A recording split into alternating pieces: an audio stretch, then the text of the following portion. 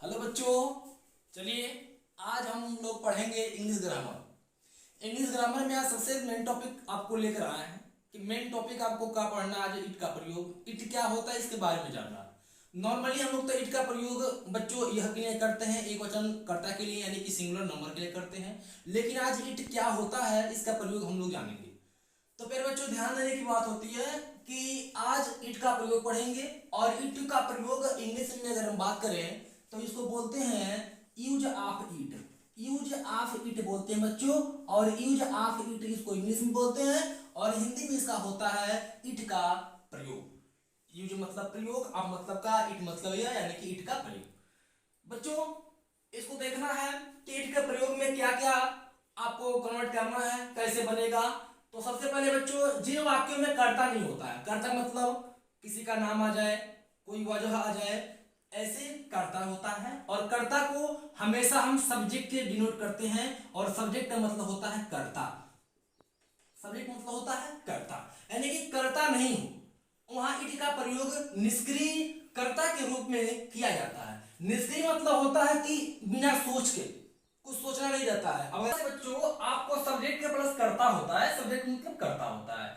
इसके बाद से बच्चों कह रहा है कि ऐसे वाक्यों में इट का कोई अर्थ नहीं होता है। जब ऐसा कर्ता नहीं देता, निष्क्रिय होता है, तब ऐसे वाक्य का जब प्रयोग अर्थ किया करती हैं तो इट का कोई मायने नहीं रखता है। सामान्यतः जब आपको मौसम आ जाए, दिन आ जाए, महीना मिले, समय रहे या ऋतु का प्रयोग हुआ करे, वर्ण किया करते हैं, तो वहां पर इट के प्रयोग किया करते हैं।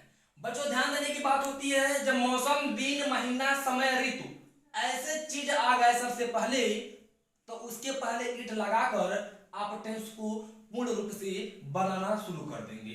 तो सबसे पहले बच्चों इट, उसके बाद वर्ब यानी कि क्रियाएं, और टू बी को जोड़कर कंप्लीमेंट यानी कि संपूर्ण होता है। कंप्लीमेंट का मतलब होता है संपूर्ण, यानी कि मेरा जो वाक्य है टेंस की बनाने की जो विधि है यानी कि पूर्ण होता है। टेंस को कैसे बनाएंगे इसको भी थोड़ा हम लोग देख लेते हैं बच्चों। हम लोग टेंस बनाते हैं बच्चों, ध्यान दीजिएगा टेंस कैसे बनेगा, ध्यान दीजिएगा। जैसे हमने यहां लिख दिया कि आज, हमने लिख दिया बच्चों आज बहुत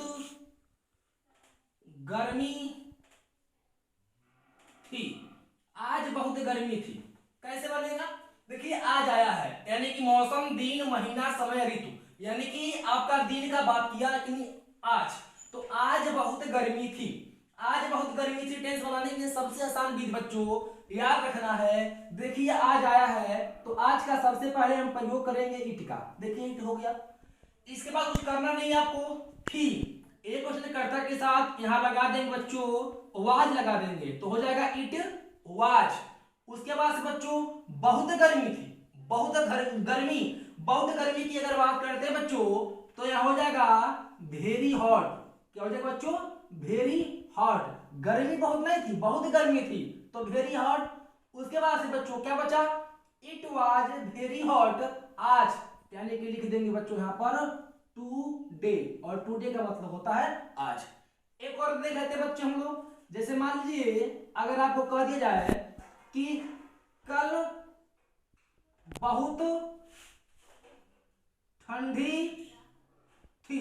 देखिए बच्चों कल बहुत ठंडी थी, अगर कल बहुत ठंडी थी अगर टेंस ऐसे मिल जाए कैसे बनाएंगे? तो सिर्फ सिंपल सी बात है, कल है तो लिखेंगे इट, उसके बाद थी का हो जाएगा वाज, बहुत का वेरी।